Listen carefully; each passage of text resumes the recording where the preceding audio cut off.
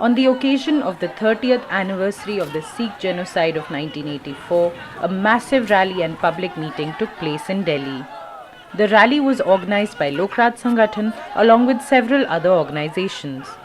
Hundreds of people marched from Mandi House to Jantar Mantar, demanding that the guilty of 1984 must be punished and calling on the people to unite to end state terrorism. The people of Hindustan, belonging to all faiths, all religions of our ancient country, have been fighting ceaselessly for 30 long years to ensure that the truth behind the carnage of 1984 be placed by the government of India before the people of the country, and those guilty of organizing it be punished. Till today, no government has accepted that it was the Indian state that organized the genocide. No one has been punished for the brutal murder in broad daylight of over 10,000 innocent people, the rape of women and girls, and the widespread destruction of property. What happened in 1984 was not a riot. Calling it a riot creates the impression that it is the people on the streets who were to blame, not the authority. The truth is that it is the state that organized the massacre. People tried their best to protect their neighbors from the assailants. It is the state that violated the right of citizens and unleashed terror against innocent people.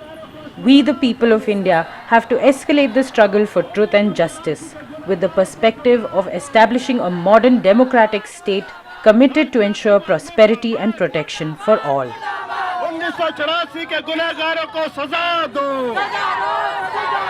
1984 के गुनहगारों को नहीं चलेगी। जिंदाबाद जिंदाबाद जिंदाबाद start terrorism down down 2002 के गुजरात के गुनहगारों को सजा दो। देश को बांटना बंद करो। वोट के लिए देश को तोड़ना बंद करो। वोट के लिए देश को तोड़ना बंद करो।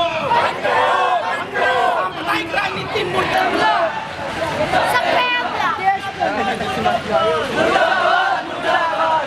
मेरी आ रही है।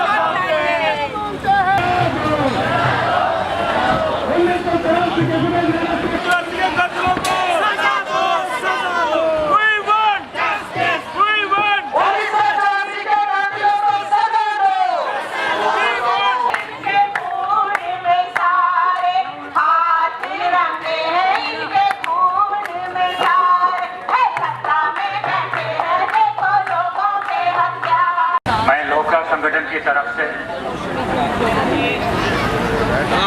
जो लगभग 20-25 ऑर्गेनाइजेशंस साथ मिलके हम ये रैली और पब्लिक मीटिंग ऑर्गेनाइज कर रहे हैं और सबको मेरी स्वागत। 30 साल के बाद और 30 साल 30 इयर्स हम सब साथ मिलके यही मांग के ऊपर हम लड़के आ रहे हैं कि एक गुनहगार को सजा मिलना चाहिए। अभी कल या परसों प्राइम मिनिस्टर मोदी ने अनाउंस किया कि सब राइट विक्टिम्स को, जो कहते हैं राइट 1984 का, सब विक्टिम्स को 5 लाख मिलेगा। ये गवर्नमेंट सरकार सोच रही है कि अगर पैसे दूं 5 लाख तो फिर हमारे कोनी हाथ की सफाई होगी, लेकिन कोनी हाथ की अगर सफाई करना है तो फिर गुनहगार को सजा मिलना चाहिए। और ये जो कत्लेआम का जो भी रेस्पॉन्सिबल थे, जो भी हाईएस्ट लेवल पोजीशन में बैठे थे, उनका सजा होना चाहिए। और वहाँ उस टाइम का देश में जो बदलाव आ रहा था इकोनॉमिक पॉलिसी में, दुनिया में जो बदलाव आ रहा था, ग्लोबल पॉलिसी ऑफ टेररिज्म अब उस टाइम बढ़ रहा था, ये सब अगर हम ऐड करेंगे तो ये सिर्फ 2 इंडिविजुअल्स का काम नहीं था। ये जो उनके पॉलिसी के खिलाफ लोगों का संघर्ष चल रही है और संघर्ष बढ़ रही है, तो ये राजकीय आतंकवाद काम में आता है वो शासक वर्ग को। तो हम ये सोचना चाहिए कि कैसे इसको खत्म कर सकते हैं। गुनहगारों को सजा डेफिनेटली मिलनी चाहिए। इस शहर की इन्हीं सड़कों में क्या गुजरा था। तुझे नहीं चाहिए ये कत्लेआम, तुझे चाहिए इंसान जैसा जिंदगी, सर उठाकर जिंदगी। तुझे चाहिए वो जिंदगी जहाँ हर कौम, हर धर्म, हर इंसान का इज्जत हो।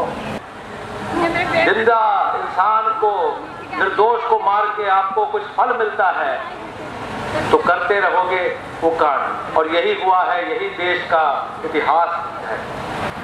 तो साथियों, जो नया देश का निर्माण करेंगे, रचना करें, जो हमारे जो पूर्वजों ने बताया, सिखाया कि ऐसा राज बनाए भाई बोलो ना, जहाँ सुख सुरक्षा सबके लिए हो। ये नहीं कि सुख और सुरक्षा कुछ एक के लिए हो और बाकी लोग सड़क पे पिसते रहे, मारे जाए, बेरोजगारी से मरे और जिंदा जलाया जाए, रोजमर्रा कुछ न कुछ हादसा हो। ये नहीं होना चाहिए साथियों। कि हर नागरिक को यहाँ पे अपना धर्म और अपने विचार के रख के पूरी तरह जीने का अधिकार है, और ये सरकार का फर्ज है उसकी पूरी हिफाजत करना। और ये मैसेज हम पहुंचाना चाहते हैं कि सरकार का फर्ज है दोषियों को सजा दिलाना। 84 जो इतना बड़ा, सबसे बड़ा नरसंहार हुआ, वहाँ के दोषियों को सजा दिलाई जाए। और फिर मैं सभी संस्थाओं का बहुत बहुत धन्यवादी हूँ जो आपने ये आज यहाँ पे आके जो मार्च निकाला, बहुत बहुत मेहरबानी। इनकलाब। और उस त्योहार को मनाते मनाते 10,000 से ज्यादा हिंदुस्तानी इंसान शहीद कर दिए थे उसमें। कभी ये है कि हम इंसानी हकूक के लिए खड़े नहीं होते हैं, इंसानी हकूक की हिफाजत के लिए आगे नहीं बढ़ते हैं, इंसाफ की बात नहीं करते हैं, बात करते हैं अरे वो हिंदू मरा मुझे क्या जरूरत है, वो सिख मरा मुझे क्या जरूरत है, वो मुसलमान मरा मुझे क्या जरूरत है। कभी ये नहीं सोचते कि मरने वाला इंसान है, उसके छोटे छोटे बच्चे किस तरह से वो गुजारा करते हैं, उनको पढ़ाई का खर्चा कहाँ से आता है, उनकी माओ के साथ, बहनों के साथ क्या गुजरती है, क्या दुनिया के बदतरीन काम करने पर भी उतारू हो जाते हैं अपने बच्चों को पालने के लिए। कभी सोचो दोस्तों कि जिसका बाप सिर्फ नहीं हो, जिसके घर में एक कमाने वाला हो, वो मार दिया जाए, उस फैमिली के ऊपर कितनी आफतें आती हैं। सिर्फ 2 मिनट के लिए सोचो, मैं कसम खा के कह रहा हूँ ना, आप सबकी आगे बढ़ जाए इस चीज को सोच करके। तो क्या ऐसी इंसानियत, ऐसी फिरकावारियत, ऐसी सांप्रदायिकता के खिलाफ हमें खड़ा नहीं होना है। इनकलाब के लिए आप सब लोग आवाज दें। इनकलाब जिंदाबाद, इनकलाब जिंदाबाद, इनकलाब जिंदाबाद।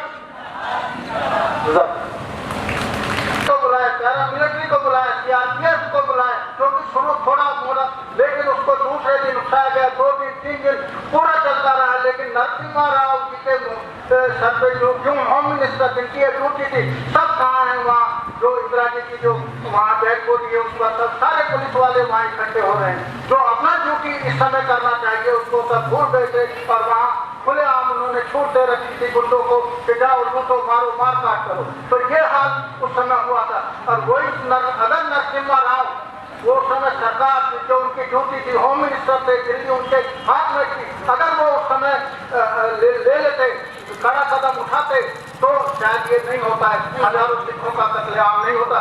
कि हमें इस बात पर पूरा यकीन और भरोसा है कि इस मुल्क की जमहूरियत एक दिन इतनी मजबूत जरूर होगी कि ये नाइंसाफियां और जुल्म खत्म होगा और पीड़ितों को न्याय मिलेगा और मुजरिमों को इंशाअल्लाह ताला जरूर सजा मिलेगी। जिस समाज में, जिस कौम में इंसाफ नहीं होगा वो कौम गुलाम बन जाएगी।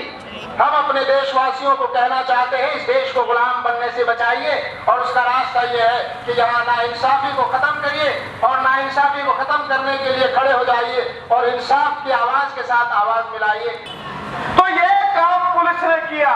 थोड़ा सा इधर चले जाओ, रकाबगंज साहब गुरुद्वारा है, गुरु तेग बहादुर साहब का शहीदी स्थान है जहाँ उनका संस्कार किया गया।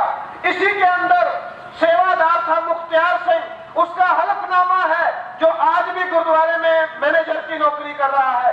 वो कहता है नानावती कमीशन में दिया गया, पार्लियामेंट में टेबल हुआ है, उसमें उसने बताया कि हमला हुआ।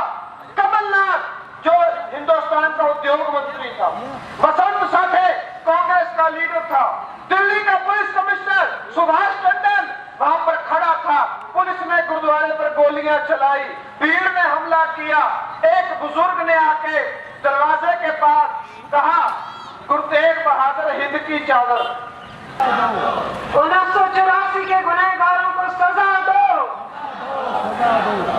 1984 के कातिलों की सजा